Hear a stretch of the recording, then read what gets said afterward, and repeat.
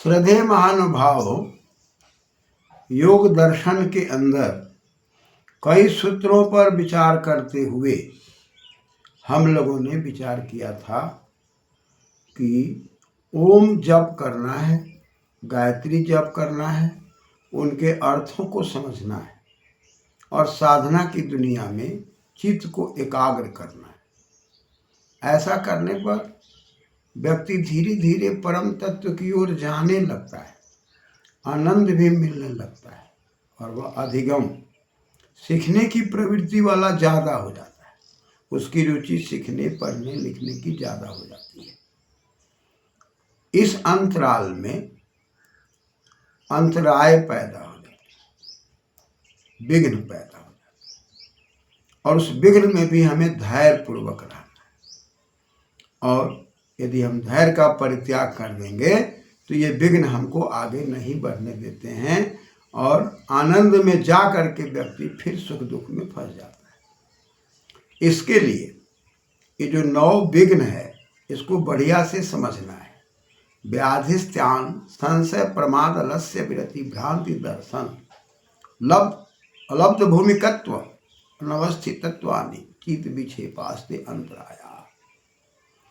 हमारे आपके अंदर में चित्त में विक्षेप पैदा होता है, क्षोभ पैदा होता है, हमारी प्रेरणा की शक्ति घटने लगती है और हम अपने जीवन में चित्त की चंचलता से प्रभावित हो जाते हैं और ये विघ्न काम करने लगते हैं। तो इस विघ्न को बचाने के लिए पहले हम लोगों ने बातचीत किया था कि व्याधि पर ध्यान देना है। जब हम विषम भोजन करते हैं, रस को नहीं समझते, सररस भोजन को नहीं समझ पाते, आयुर्वेद का अध्ययन नहीं कर पाते, तब साधक आगे बढ़ते हुए भी आयुर्वेद के अभाव में वह ठीक ठीक प्रकार से व्याधि को न समझकर और अपने शरीर के अंदर जो उपद्रव हो रहे हैं उसको ठीक संयम नहीं कर पाता।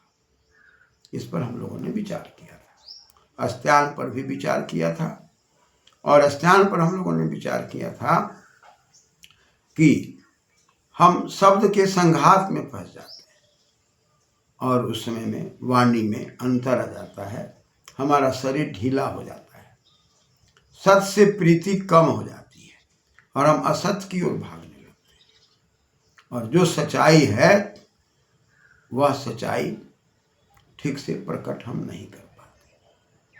तो इससे भी बचने की आवश्यकता पड़ती है। व्याधिस्त्यान संशय पर भी हम लोग विचार किए थे कि सम उपसर्ग है, सिंह धातु है और स्वप्न के अर्थ में है और अचप्रत्यय लग के बना हुआ है। इस पर हम लोगों ने विचार किया था कि हम अपने जीवन में संशय की प्रवृत्ति वाले हो जाते हैं। जैसे स्वप्न में हम तरह तरह की चीज़ों को देखते हैं और वो कोई सच्चा नहीं होता। जगने के बाद हमको लगता है कि अरे ये तो मन हमें विचलित कर रहा है। ठीक उसी प्रकार जीवन में भी स्वप्न देखने लगता है और जीवन में जब आदमी उल्टा सीधा स्वप्न देखने लगता है, अपने स्तर को बिना समझे हुए स्वप्न की भावना से ग्रसित हो जाता है, जो कार्य नहीं होने वाला है उसके अंदर वो चिंतन मनन ज़्यादा करने लगता है। तो संशय आत्मा विनश्यति, जिस आत्मा में संशय होता है उसका विनाश हो जाता है, वो सही तरीके से आगे नहीं भाग पाता। इसलिए निर्णय लेने की क्षमता अनिवार्य है। व्याधिस्त्यान संशय प्रमाद पर भी हम लोगों ने विचार किया था कि प्रउपसर्ग है और मद हर्ष के अर्थ में है और घय अलग के प्रमाद हो गया। हम हर्ष से अलग हट करके और प्रमाद के वशीभूत हो जाते हैं। प्रमाद के वशीभूत होना हुआ व्यक्ति को किसी भी कार्य में बढ़िया से रुचि नहीं लगता, चाहे पढ़ने की बात हो, चाहे कार्य करने की बात हो, वह उसमें रुचि नहीं लेने लग जाता है। उसको एक तरह से प्रमाद की भावना पैदा हो जाती है, हर्ष का अभाव हो जाता है, वो दुखों से घिर जाता है। और जब प्रमादी आदमी हो जाता है, कोई भी काम को टाइम टेबल से समय से नहीं कर पाता। समय से कार्य न करने के बाद, दिनचर्या को इधर उधर कर देने के बाद हमारे जीवन की स्थिरता धीरे धीरे घटने लगती है। इस पर भी हम लोगों ने विचार किया था। व्याधिस्त्यान संशय प्रमाद। अब हम लोगों को विचार करना था कि आलस क्या है। ये भी एक विघ्न है, और हमको लगता है कि आलस के विघ्न से बहुत कम लोग बचे होते हैं। काफ़ी सतर्क होने के बाद व्यक्ति आलस रूपी विघ्न से बच सकता है। आलस पर यदि हम विचार करें तो लस्ट है कांति के अर्थ में, और न लसा अलसा, इसमें अच प्रत्यय कर दिए।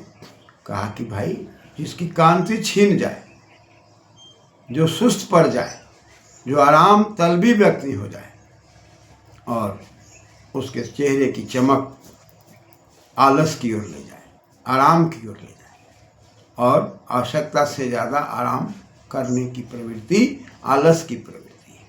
तो न लसा अलसा, और वर्ण दीढ़ा दिव्य च गुण वचन कर्मा दिव्य कर्म नीच से, कर्म के अर्थ में यहाँ पर सय हो जाएगा। तो न लसा अलसा, और लस में अलस कर दिए तो न लसा अलसा हो गया। लुटागम और नकार का लोप होकर के न लसा अलसा हो गया। तो तस्मा लूट अची से लूट आगम भी होता है, और अच के पैर रहता है, और फिर लोप भी है, तो लोपो नया से नया समास में लोप हो जाता है। तो लस के बाद स्याय प्रत्यय आ गया कर्म के अर्थ में। हम कर्म नहीं करना चाह रहे हैं, तो स्याय हो गया। न लस, लस नहीं रह गया, कांति की बात नहीं रह गई, आराम तलबी व्यक्ति हो गया, जीवन को सुस्ती की ओर ले गया। तो स्याय प्रत्यय लग गया, और ईत नित के होने से फिर अ में वृद्धि होके आलस शब्द बन गया। तब व्यक्ति अपने जीवन को कर्म की ओर से मोड़ने लगा, और कर्म में अकर्मण्यता आने लगी, और किसी भी चीज को समय पर करना नहीं चाहने लगा। ऐसी परिस्थिति में भी विघ्न जो है हावी है, और फिर हम योग के मार्ग पर नहीं चल सकते। इसलिए इस आलस को भी हमें समझना होगा। अकर्मण्यता की प्रवृत्ति को हटाने के लिए खान पान दुरुस्त होना चाहिए, रहन सहन, चिंतन मनन, वेद आदि शास्त्रों का स्वाध्याय, और अच्छे कार्यों में बुद्धि को लगाए रखना। ये सब प्रवृत्तियां जब होती है तब हम आगे बढ़ सकते हैं। आगे अविरति शब्द आ रहा है, ये भी विघ्न है।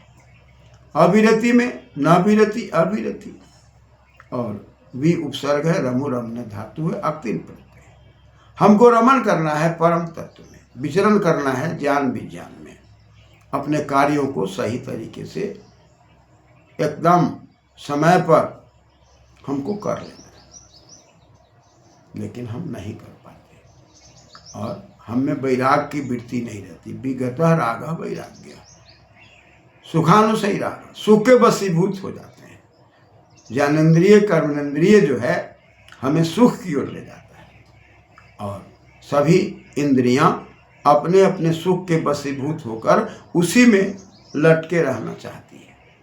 उन इंद्रियों को वहां से हटाकर और सही दिशा में, इंद्रियों का जो सही प्रयोग है, आँख का सही प्रयोग, कान का सही प्रयोग, जिह्वा का सही प्रयोग, जो नियमित है, जो व्यवस्थित है, जो मर्यादित है, उसका प्रयोग जब हम करते हैं तब हम विरत हो जाते हैं। लेकिन विरत का भाव होता है हमारे जीवन में ऐसा की प्रवृत्ति, इच्छा की प्रवृत्ति, और घर परिवार में लगाव ज़्यादा हो जाता है, मोह ममता में लगाव ज़्यादा हो जाता है। कर्तव्य का पालन करना है, अधिकार को समझना है, पुत्र के प्रति क्या कर्तव्य है, पिता के प्रति क्या कर्तव्य है, परिवार के नाते रिश्तेदारों के प्रति क्या कर्तव्य है। कर्तव्य का पालन करना है, अधिकार को समझना है, लेकिन उसी में लगे नहीं रहना है। जैसे चींटी है, और चींटी के सामने में चीनी रख दीजिए, वो चीनी खाती है, और खाते खाते वहाँ मर जाना पसंद करती है, लेकिन चींटी चीनी से अलग नहीं होती। ठीक उसी प्रकार इंसान अपने जीवन में घर गृहस्थी में फंसने के बाद इससे ऊपर उठना नहीं चाहता, जबकि हमारी शास्त्रीय व्यवस्था के अंदर हम 25 वर्ष तक ब्रह्मचर्य में जीवन जीकर शिक्षा लेते हैं, 25 से 50 में गृहस्थी में रहते हैं, और 50 से 75 में धीरे धीरे हमें वैराग की प्रवृत्ति आनी चाहिए, और 75 के बाद शुद्ध ज्ञान विज्ञान के क्षेत्र में समाज की सेवा में अपने को लगा देना चाहिए। इस प्रकार से समय को विभाजन करके हमारे ऋषि महर्षि जीवन जीते थे। उसी मार्ग पर चल के हम लोग सतु दीर्घ काल निरंतर या सत्कार से भी बहुत लंबे अरसे तक जब हम इसमें लगते हैं तो हमारी भूमि दृढ़ हो जाती है। हम कर्तव्य अकर्तव्य को समझने लग जाते हैं, परिवार को समझने लगते हैं, समाज को समझने लग जाते हैं, देश विदेश को समझने लग जाते हैं और हमें कर्तव्य का बोध हो जाता है। अतः अविरति भी एक विघ्न है। इस विघ्न से हमें बचना है और इस विघ्न से बचने के लिए योगाभ्यास को करते रहना है, खान पान को ठीक रखना है और अपने मन को दिनचर्या से जोड़ करके रखना है। प्राणायाम की कला से प्राण को संचारित करते हुए अपने जीवन को ठीक ठाक रखना है। मोह ममता से बचना है और वैराग की प्रवृत्ति भी रखना है। यानी कि एक पत्ता होता है पुरैन का पत्ता, पुरैन के पत्ता पर यदि पानी डाल दीजिए तो पानी को रोकता है लेकिन उसका प्रभाव नहीं पड़ता। ठीक उसी प्रकार घर परिवार में भी आपको रहना है, उनके कर्तव्यों का पालन करना है, उनके सुख दुख का ध्यान रखना है, उनकी पढ़ाई लिखाई का ध्यान रखना है, लेकिन उसी में लगे नहीं रह जाना है।